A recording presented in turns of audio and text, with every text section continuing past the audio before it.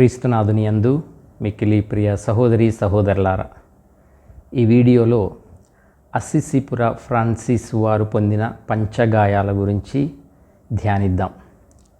ఈ అంశాన్ని ఎన్నుకోవడానికి గల కారణం ఏమిటంటే, ఈ సంవత్సరం 800 సంవత్సరముల వార్షికోత్సవాన్ని శ్రీసభ కొనియాడుతోంది. అంటే అస్సిసిపుర ఫ్రాన్సిస్ వారు పంచగాయాలను పొంది 800 సంవత్సరములు పూర్తి అయిన సందర్భంగా 800 సంవత్సరముల వార్షికోత్సవాన్ని తల్లి శ్రీసభ కొనియాడుతూ ఉంది. ఈ సందర్భంగా అస్సిసిపుర ఫ్రాన్సిస్ వారి పంచగాయాల గురించి ధ్యానిద్దాం.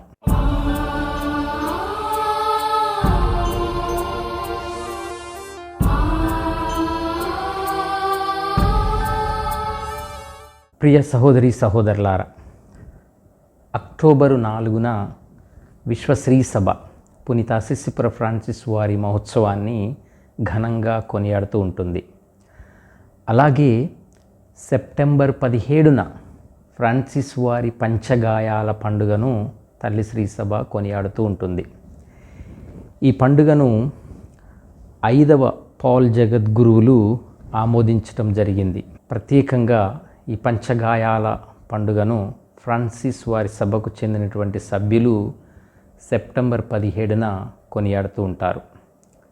అయితే 2024 సంవత్సరానికి ప్రత్యేకత ఏమిటంటే, అస్సిసిపుర ఫ్రాన్సిస్ వారు పంచగాయాలను పొంది 800 సంవత్సరములు పూర్తి అవుతూ ఉంది.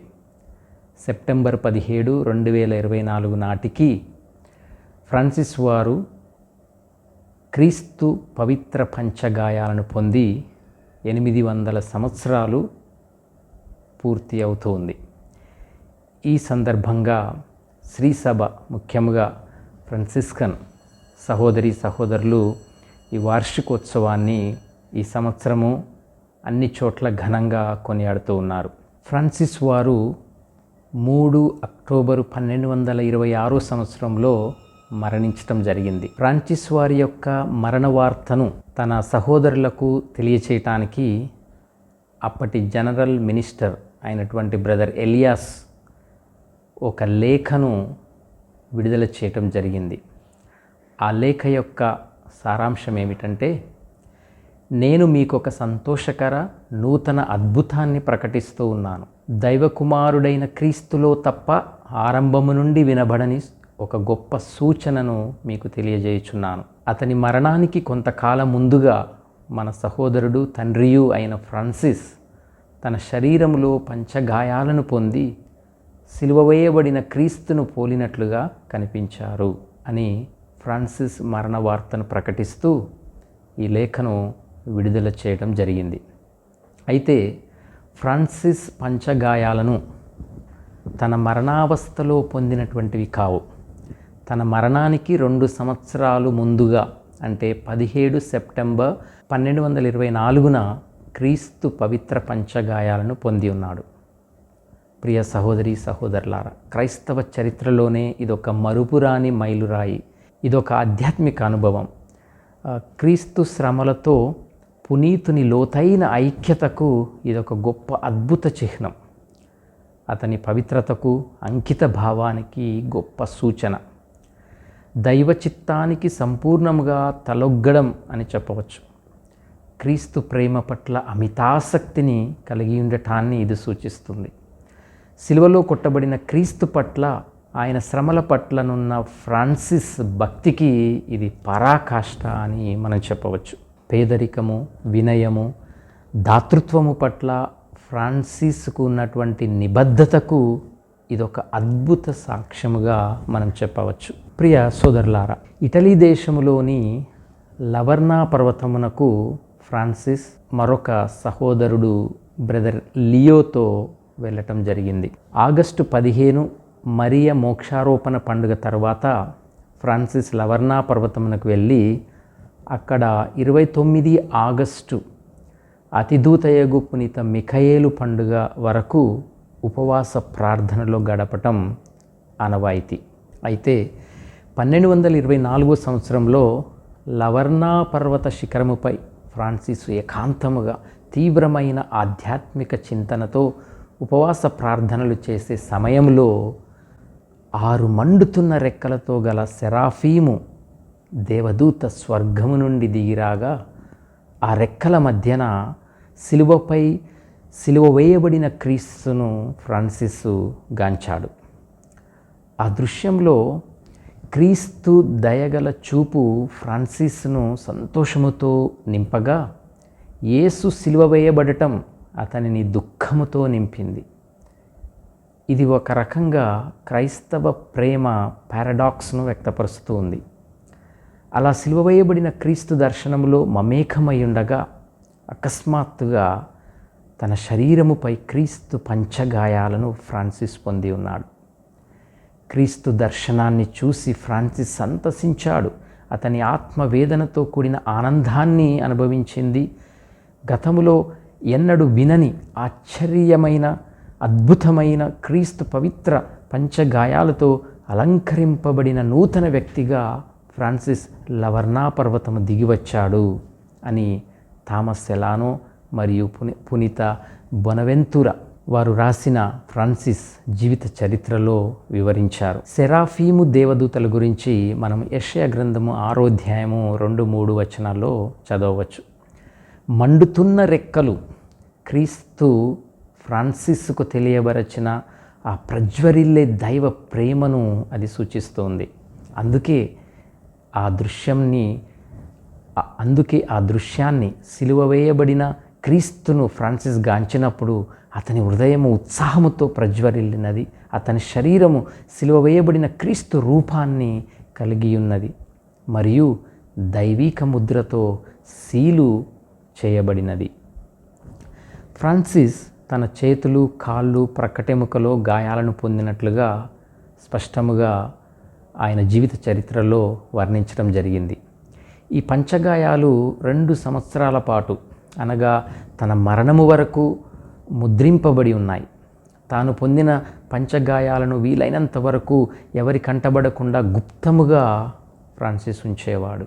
ఇది అతని వినయాన్ని, ఆయన జీవించిన పేదరికాన్ని తెలియజేయుచున్నది. ఒక హతసాక్షి మరణాన్ని పొందకున్నను ఈ విధముగానైనా క్రీస్తు శ్రమలలో పాల్గొన్నందుకు ఫ్రాన్సిస్ సంతోషపడ్డాడు. ప్రియ సహోదరి సహోదరులారా, ఈ పంచగాయాలు అనేవి భౌతికమైన సంకేతాలు మాత్రమే కాక లోతైన ఆధ్యాత్మిక సంకేతాలు. ఫ్రాన్సిస్ క్రీస్తు శ్రమలతో పోల్చుకొనుటను, క్రీస్తు వినయమును, త్యాగమును ఈ పంచగాయాలు ప్రతిబింబిస్తుంటాయి. ఈ దైవ దర్శనము కేవలము ఆధ్యాత్మిక అనుభవం మాత్రమే కాక ఫ్రాన్సిస్కు క్రీస్తు ప్రేమాభిమానాలతో, క్రీస్తు సంకల్పముతోనున్న ఆ ఐక్యతను, ఆ మమేకతను సూచిస్తుంది. దానికి ఒక గొప్ప నిదర్శనం అని మనం చెప్పవచ్చు. గ్రీకు భాషలో స్తిగ్మాత అన్న పదానికి సిలువ వేయబడిన క్రీస్తు గాయాలను పోలియుండే శరీరముపై పొందు గుర్తులు అని అర్థం. ఈ పంచగాయాల గురించి బైబిల్లో వివరింపబడినప్పటికీ క్రీస్తు బాధలలో భాగస్థులమవటం అనేటటువంటి ఒక భావనను మనము నూతన నిబంధనలో చూడవచ్చు. ముఖ్యముగా పౌలు గారు రాసినటువంటి లేఖలలో ఫిలిప్పీలకు రాసిన లేఖ 3వ అధ్యాయము 10వ వచనం మరియు గలతీలకు రాసిన లేఖ 2వ అధ్యాయం 20వ వచనంలో చూడవచ్చు.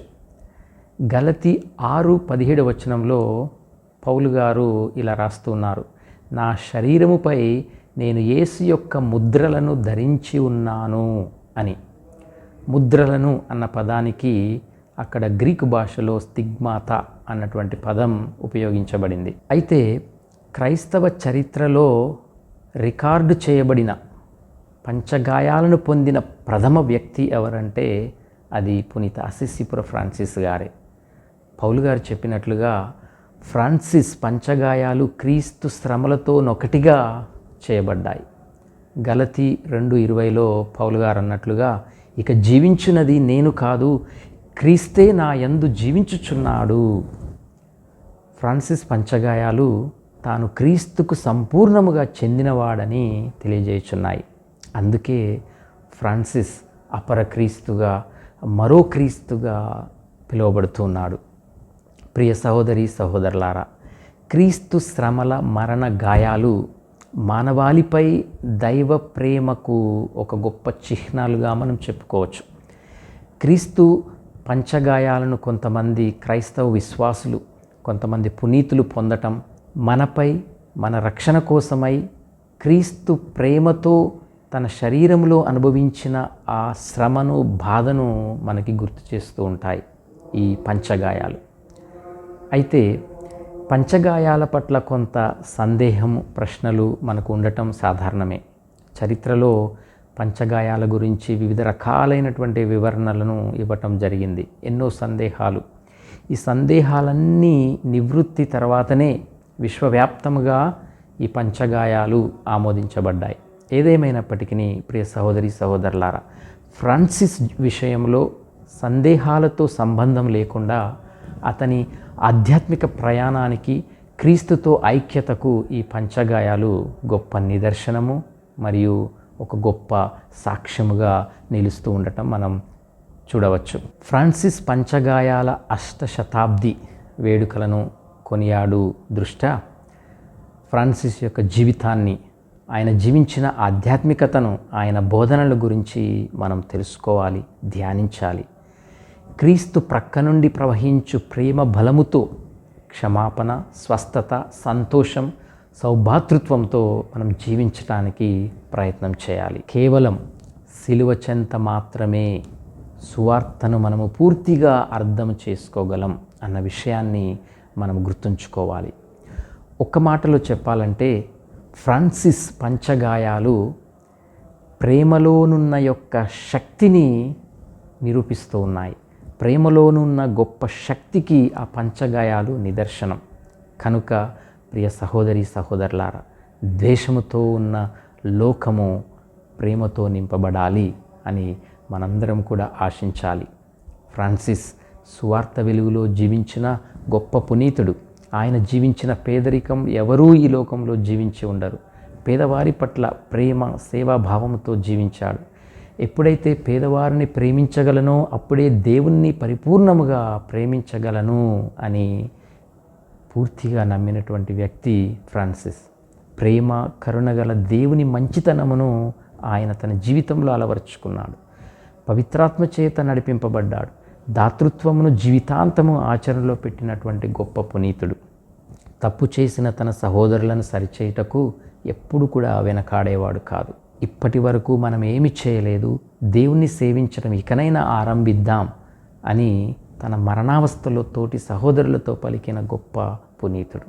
దేవుని సృష్టి పట్ల, ముఖ్యముగా మూగజీవుల పట్ల సోదర భావాన్ని వ్యక్తపరిచిన చిరస్మరణీయుడు పునీత అస్సిసిపుర ఫ్రాన్సిస్ గారు.